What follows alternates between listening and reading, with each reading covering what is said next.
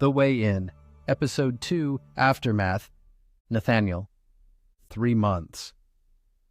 That's how long it took for Daniel Hargrove to stop arguing with reality and start negotiating with it. People think justice happens in a single moment, the arrest, the trial, the verdict. They imagine a clean line between accusation and truth. But the system doesn't run on truth. It runs on momentum.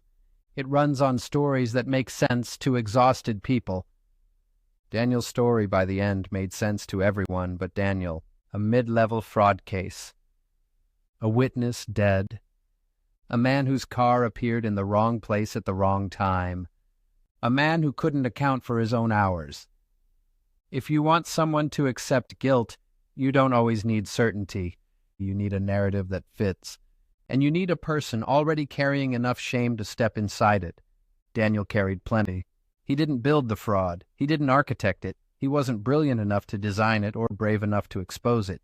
He was what corporations like to call an intermediary. A man who signed things, approved things, looked away from things. For 6 years he signed, and when the audit turned into an investigation, the garbage bubbled to the surface like it always does. That part is predictable. What interested me wasn't the fraud. It was the way Daniel's mind behaved when the consequences arrived. People think collapse begins when consequences arrive. It doesn't. Collapse begins when isolation creeps in, when the person realizes they are alone inside their story. Daniel stopped sleeping first. Then he stopped eating.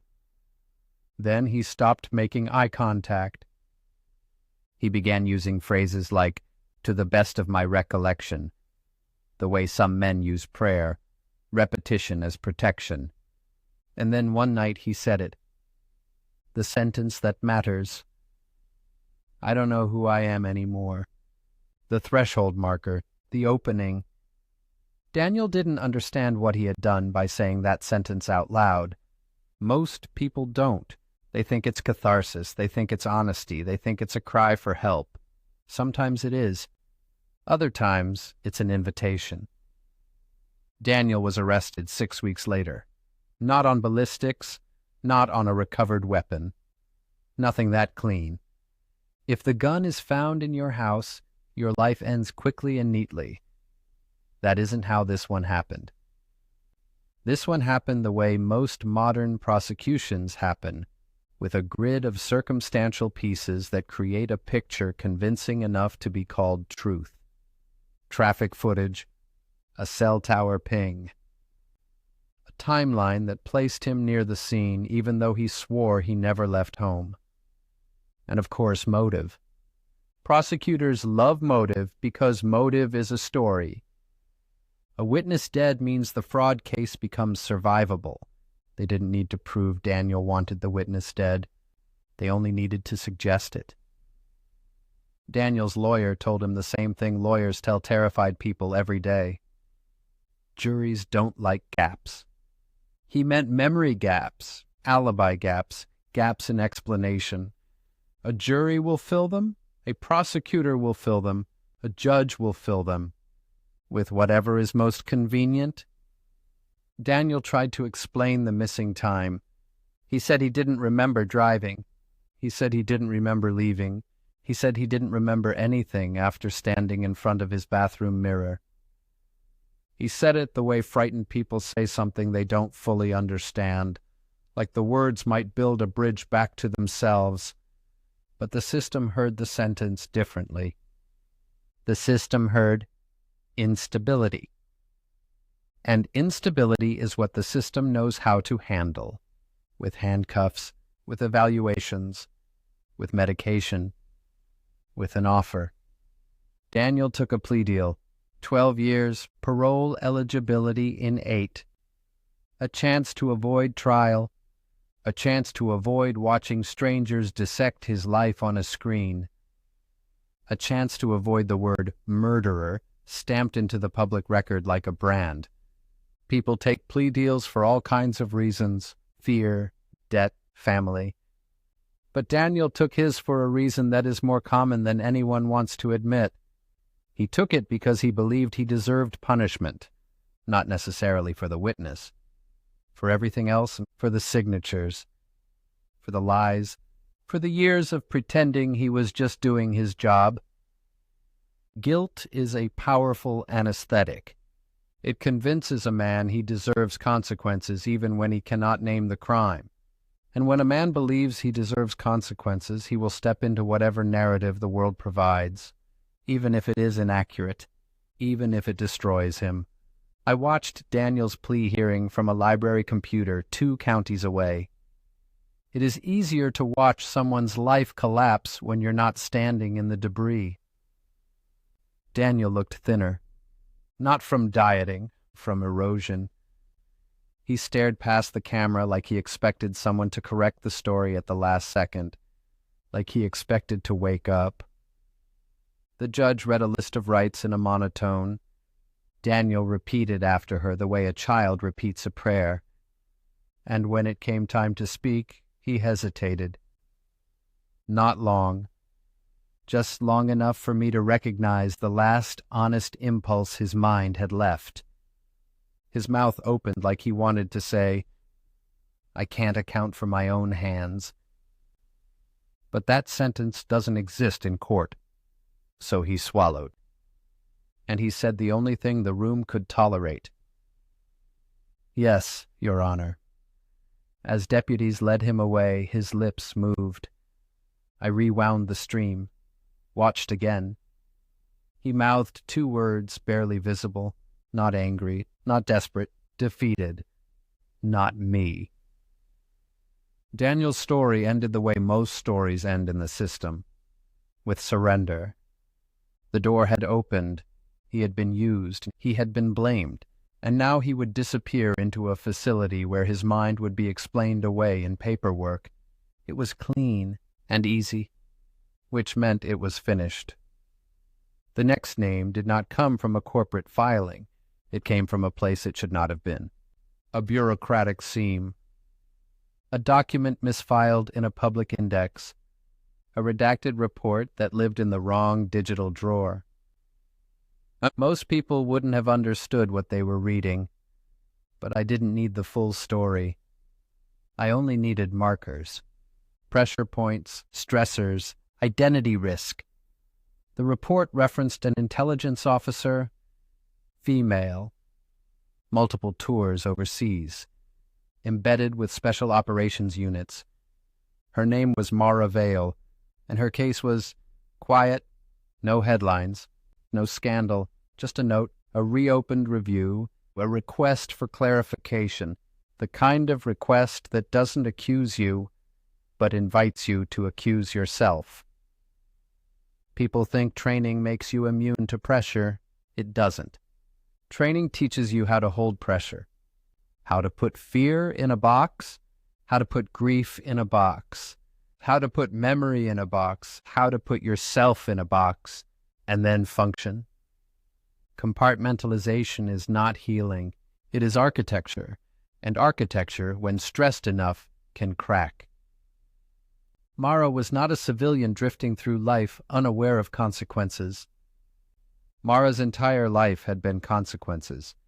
Afghanistan, Yemen, Syria. She had taken a life to survive. She had watched violence close up enough to smell it. She had witnessed fratricide. And she lived with the kind of aftertaste that never really leaves your mouth. PTSD. The VA required mental health check-ins reported upward, not for her benefit, but to mitigate risk. The phrase they use is compromised, as if a mind under stress becomes an open door. They aren't wrong, they're just late. Mara had a shooting in her file. Years ago, justified, closed.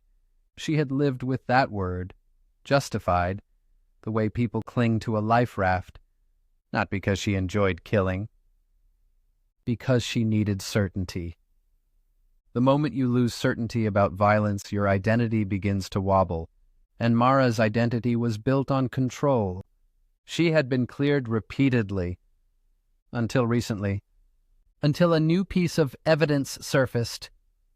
Cell phone footage, grainy, crooked, partial. A civilian witness, somehow present despite reports stating there were no civilians. 34 seconds of movement.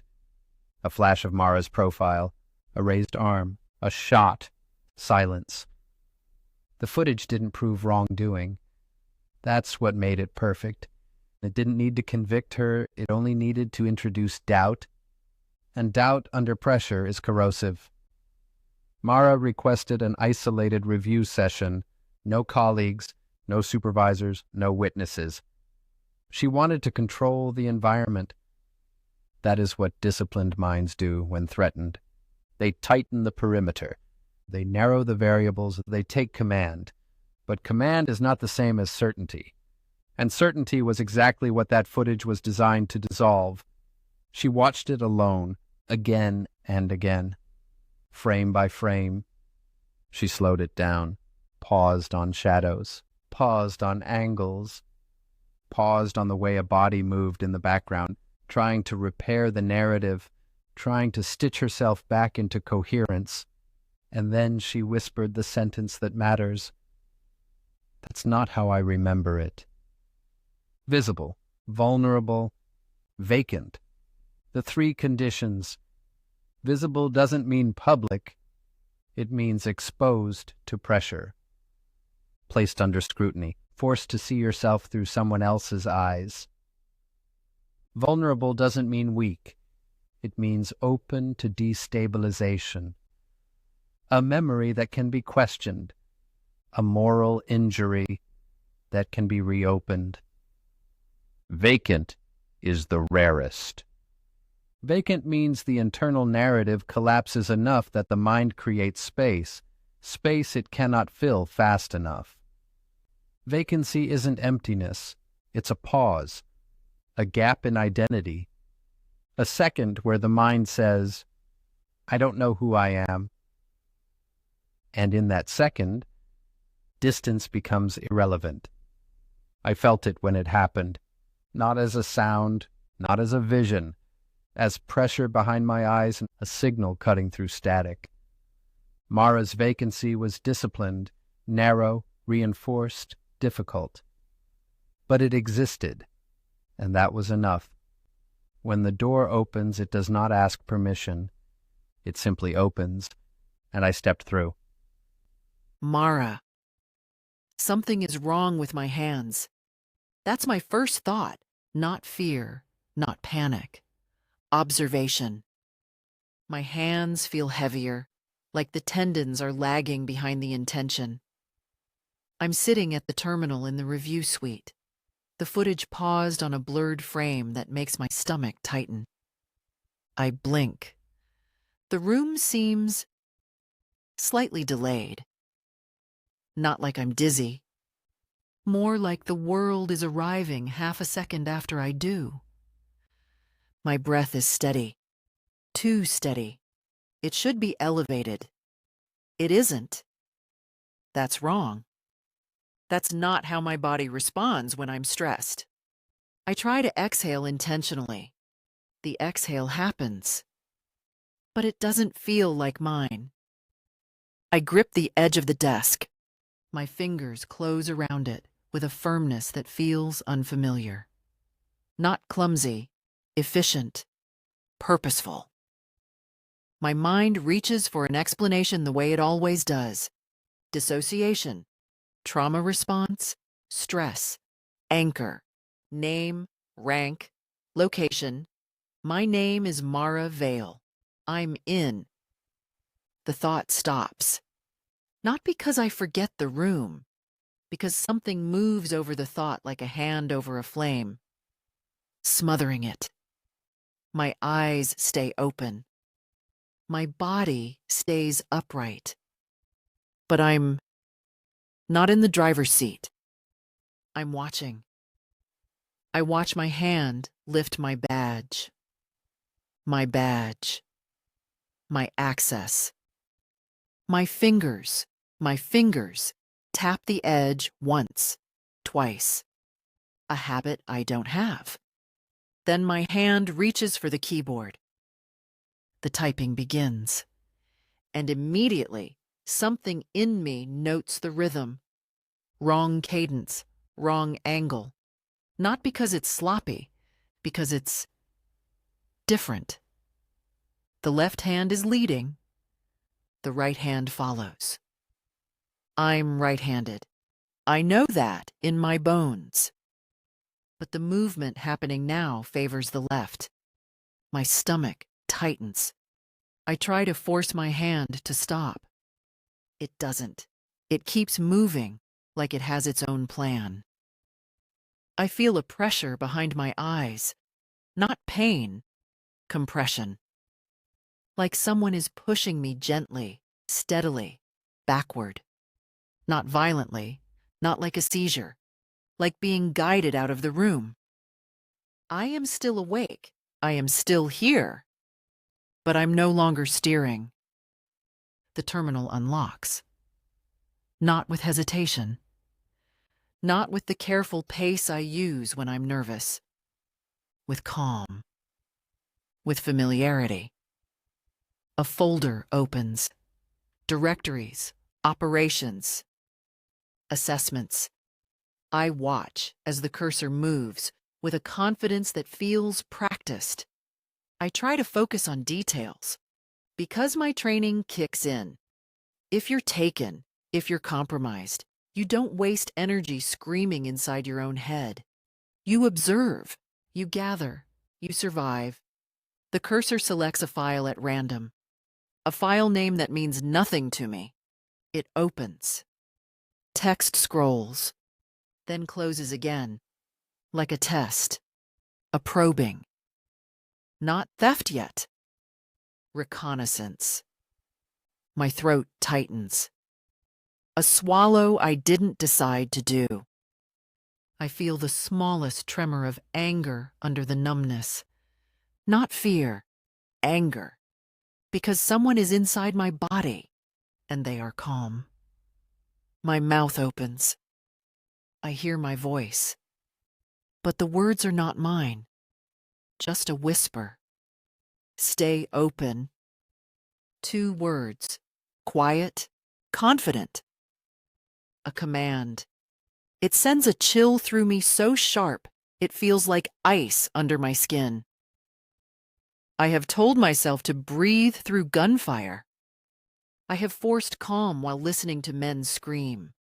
I have watched the dead and still held my face neutral.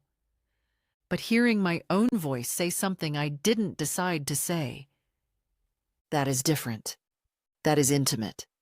That is violation. My jaw clenches.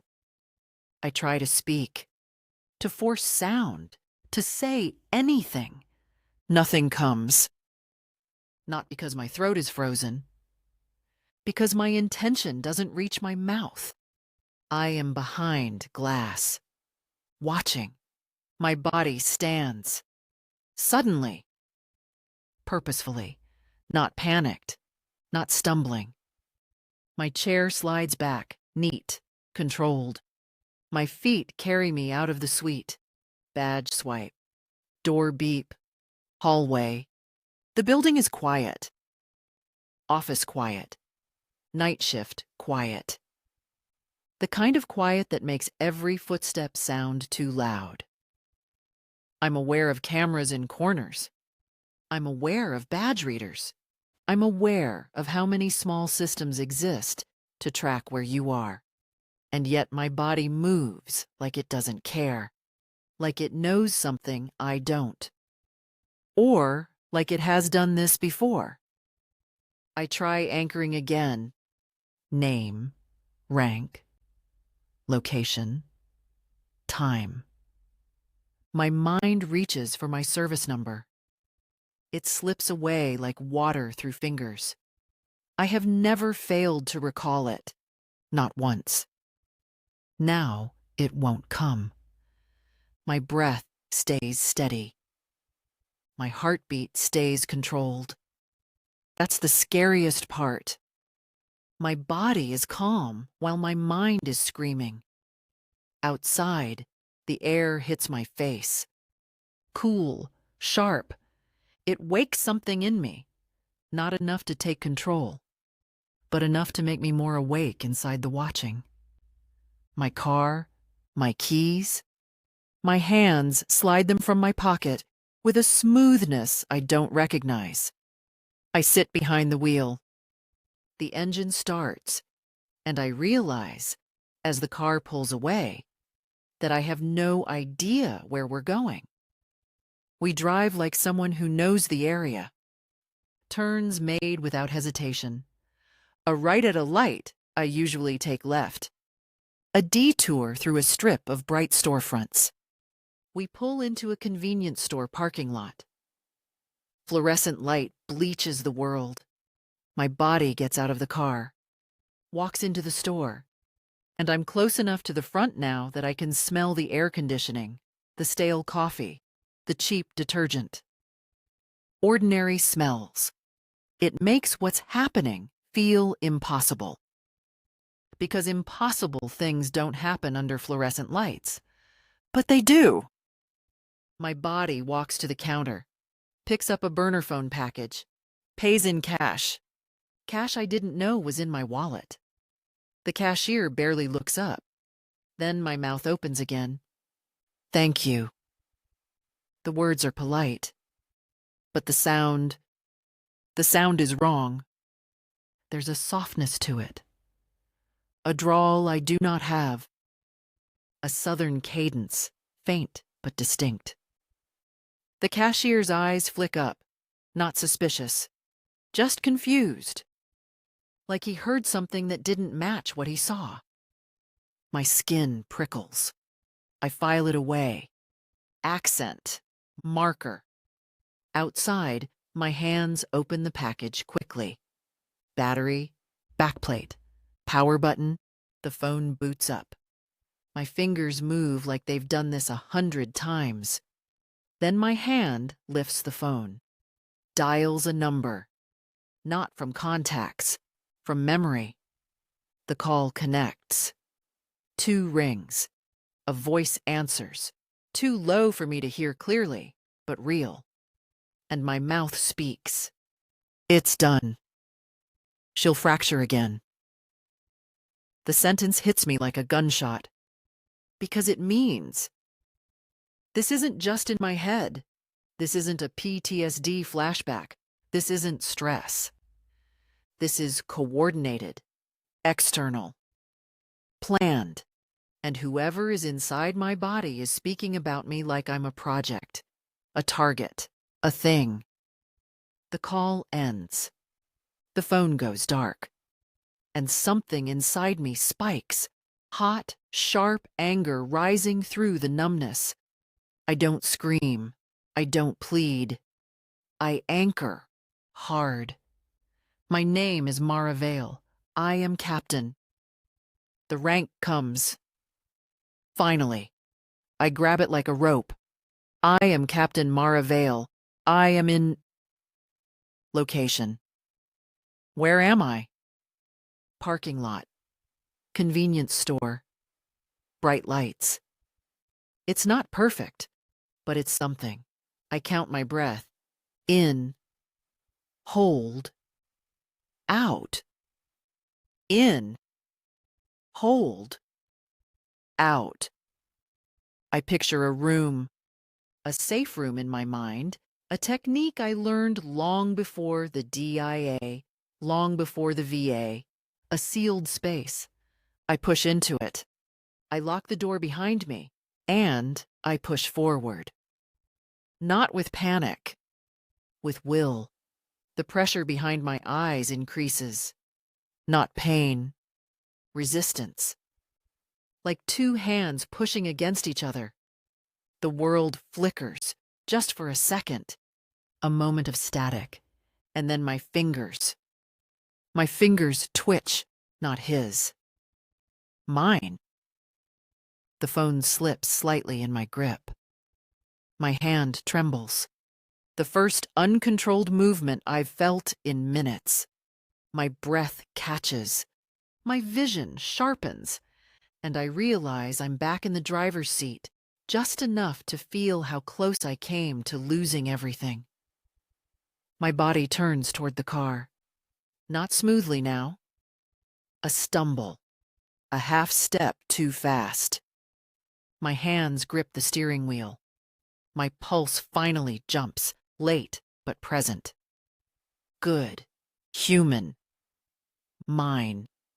I sit in the car, staring at the windshield like it's a wall. My palms are damp. I don't remember deciding to come here. I don't remember deciding to buy the phone. But I remember watching it. I remember the sentence. I remember the accent. I remember the words. Stay open, whispered in my own voice. I swallow. I whisper, very quietly, like speaking might summon him back. What the hell was that? No answer. Just my own breath.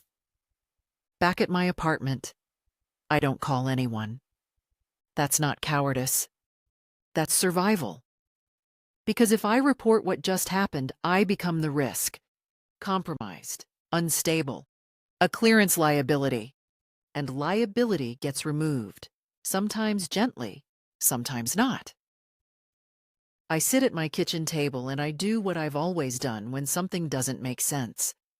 I audit, I reconstruct. I find the timeline. I pull up my secure access log. I scroll with a hand that still feels slightly foreign. There it is. An access event during the review session. A file opened, then closed. A brief window of activity I cannot account for. Unauthorized by intent. Authorized by credentials. My credentials. My stomach tightens. I stare at the timestamp. I try to remember the minute. It's blank, not fuzzy. Blank. But the watching memory remains like a shadow of a shadow. That's not normal dissociation, not for me. I think about the footage, the witness video, the 34 seconds that made me question my own memory. My jaw clenches because the timing is too perfect. The review request, the footage, the isolated session, the moment I whispered, that's not how I remember it. And then, the breach. I don't know what it is yet. I don't know how. But I know one thing with the kind of certainty I haven't felt in weeks. Someone engineered my doubt. Someone wanted me to crack, and when I cracked, someone stepped in. I stare at my reflection in the dark window above my sink. Delayed. Wrong. I don't laugh. I don't cry. I breathe, slow, measured. I make myself a promise that feels like an oath. The next time it happens, because I know in my bones it will. I will not waste it in fear. I will watch. I will track. I will remember. And whoever made that call, whoever said she'll fracture again, will not remain a ghost. Not to me. Someone was here.